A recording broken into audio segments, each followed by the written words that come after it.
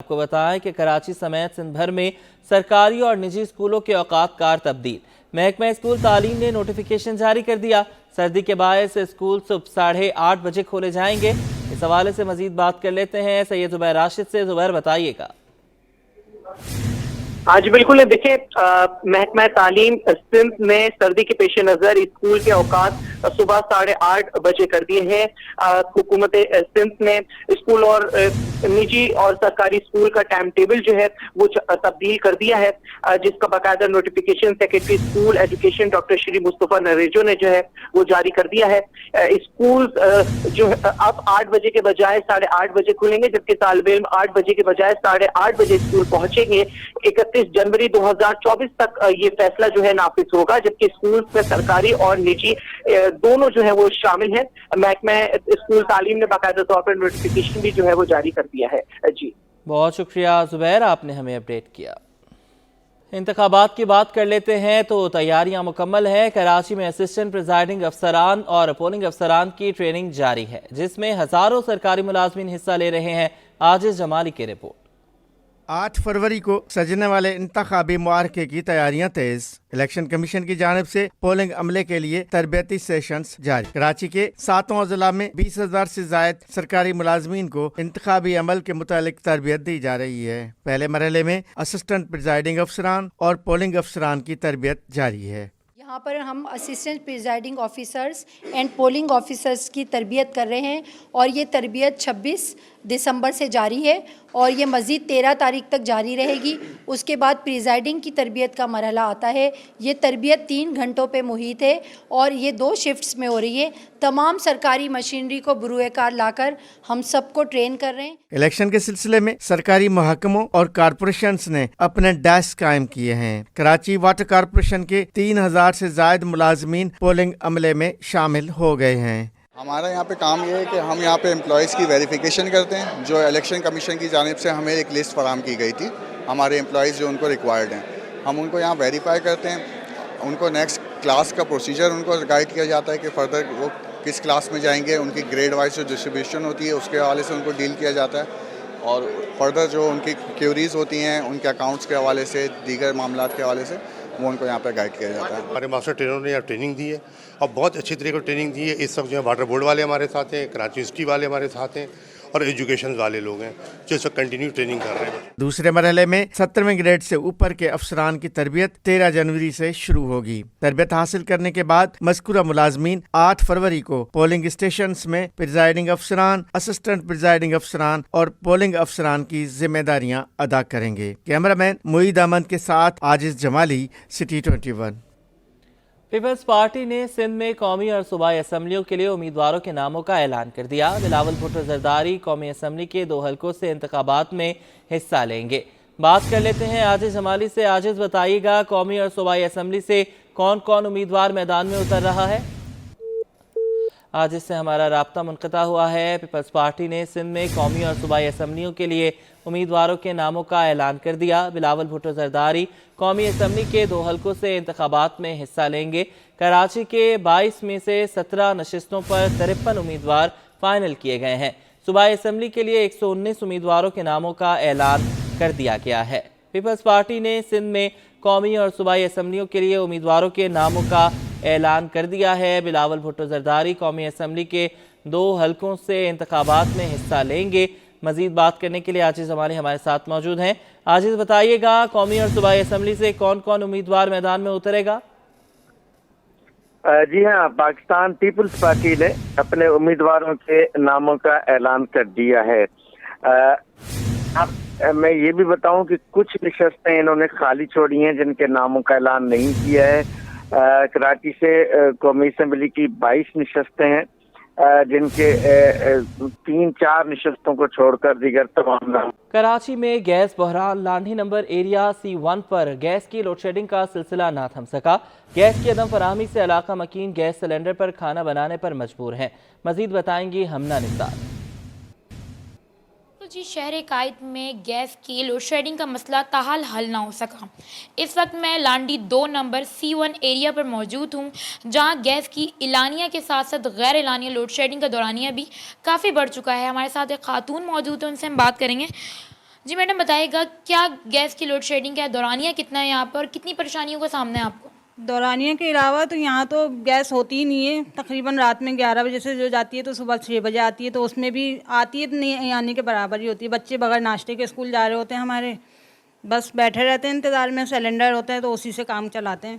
بل تو اس قدر اتنے آتے ہیں کہ 5-5 10-10 ہزار روپے بل آ جاتا ہے. اس کے علاوہ ہماری سلنڈر کی کاسٹ آپ کو پتہ ہی ہے کتنی زیادہ ہی ہوتی ہے. وہ اسی وجہ سے بس ابھی بھی گیس نہیں ہے, ہم بیٹھے ہیں انتظار میں گیس آئے تو ہم روٹی ووٹی بنائیں. اچھا یہ بتائیے گا کیونکہ ابھی سردی کا موسم ہے, لوگ جو ہیں گرم پانی کر کے نہاتے ہیں, تو پھر اس میں کیسے مشکلات ہوتے ہیں آپ کو؟ جب گیس نہیں ہے تو گرم پانی کس طرح ہوتا ہے؟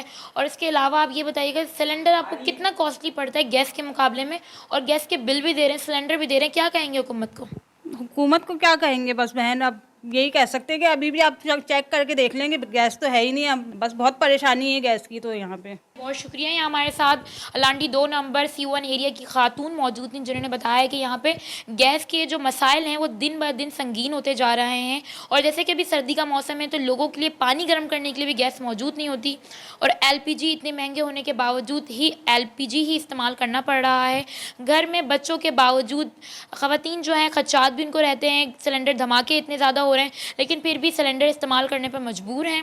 اور اسی طرح گیس کے جو بل ہیں وہ بھی اس قدر آ رہے ہیں کہ یہاں کے جتنے بھی علاقہ مکین ہیں وہ کافی پریشان دکھائی دیتے ہیں, اور حکومت سے اس مسئلے کو جلد حل کرنے کے مطالبہ بھی کرتے دکھائی دیتے ہیں. جی لوڈ شیڈنگ اور بجلی کی ہوش ربا قیمتوں سے تاجر برادری بھی پریشان ہیں. انجمن تاجران سندھ کراچی کے صدر جاوید شمس کہتے ہیں کہ لوڈ شیڈنگ اور بھاری بھرکم بلوں کے ساتھ کاروبار ممکن نہیں, حکومت ہوش کے ناخن لے. وسیم افتخار کی رپورٹ. بجلی کی لوڈ شیڈنگ اور ہوش ربا قیمتوں سے تاجروں کا پیچھا نہ چھوٹ سکا. چھوٹی صنعتیں 40% تک متاثر, بیشتر کارخانے بند ہو گئے. انجمن تاجران سندھ کراچی کے صدر جاوید شمس کا کہنا ہے کہ جب فیول ایڈجسٹمنٹ کی مد میں بجلی کی قیمتیں بڑھائی جاتی ہیں تو پیٹرولیم مصنوعات سستی ہونے پر بجلی بھی سستی ہونی چاہیے. کے الیکٹرک اور نیپنا نے اس نہج پر پہنچا دیا ہے کہ اب روٹی کھانے کے بجائے بجلی کی بلوں کی ادائیگی کی فکر ہوتی ہے. نیپرا بھی مکمل طور پہ جو کے الیکٹرک کے ساتھ کھڑا ہے. فیول ایڈجسٹمنٹ کی مد میں یہ پیسے تو بڑھا رہے ہیں, لیکن وفاقی نگراں حکومت نے جو فیصلے کیے آرمی چیف کے فیصلوں کے بعد جو ہے اقدامات کے بعد جہاں قیمتوں میں کمی آئی فیول میں,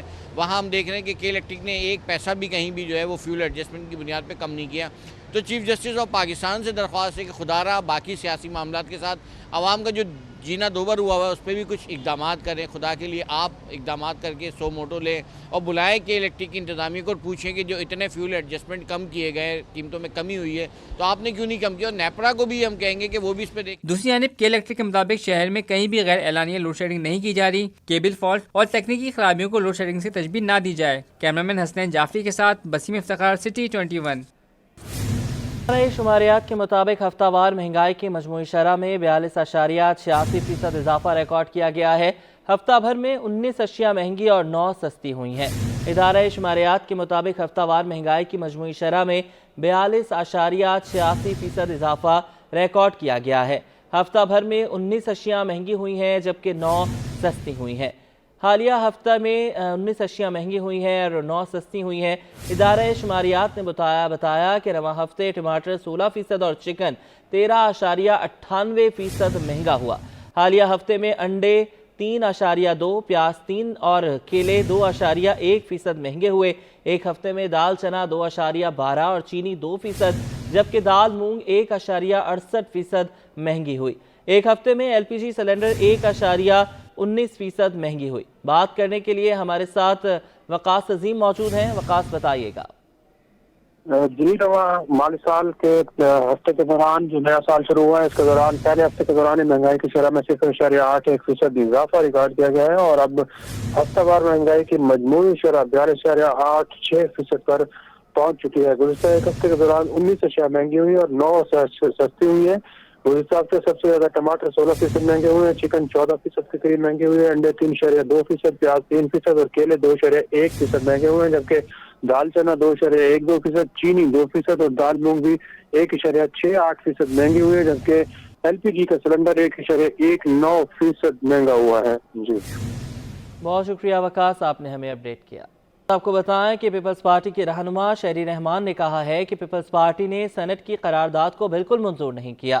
بروقت اور منصفانہ الیکشن چاہتے ہیں. قرارداد کی قانونی حیثیت نہیں ہے, کورم پورا نہیں تھا.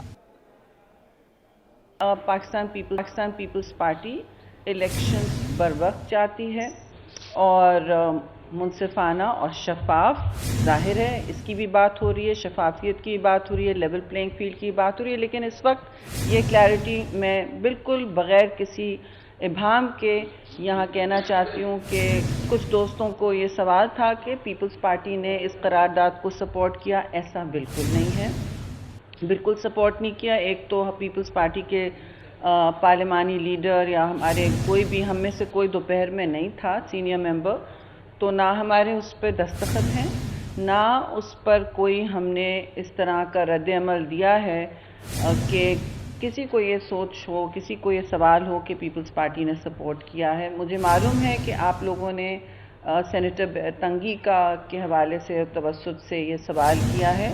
उन्होंने मुझे कहा है, उन्होंने हमारे उस पर कहा है कि मैंने मुखालफत की। हम इलेक्शंस के हवाले से, इलेक्शंस करवाने के हवाले से हराबल दस्ते में रहें, बिल्कुल फ्रंट लाइन में रहें और कोई इसमें हमारी तरफ से अभाम नहीं था। हमारा वाज़े मौक़िफ़ रहा है कि इलेक्शन बर वक्त होने चाहिए। ये मुल्क में हिजानी और परेशानी की कैफियत नहीं फैलानी चाहिए, बेयकीनी और नहीं होनी चाहिए। सिटी 21 ने आइंदा इंतखाबात के लिए जमात इस्लामी कराची के उम्मीदवारों के नाम हासिल कर लिए। अमीर जमात इस्लामी कराची हाफिज निमोरहमान NA 246, 248 और 250 से जमात इस्लामी के मुतवक्के उम्मीदवार होंगे। बात करेंगे इस हवाले से ताहा मलिक से। ताहा, बताइएगा। जी बिल्कुल, देखिए सिटी 21 ने आइंदा इंतखाबात के लिए जमात इस्लामी कराची के उम्मीदवारों के नाम हासिल कर लिए हैं। ज़राए के मुताबिक जमात इस्लामी कराची की तमाम कौमी असम्बली की नशिस्त इंतखाबात में उतरेगी, जबकि अमीर जमात इस्लामी कराची हाफिज निमोरहमान के कागजात 3 कौमी और 1 सूबाई असम्बली की नशिस्त से मंजूर हो चुके हैं।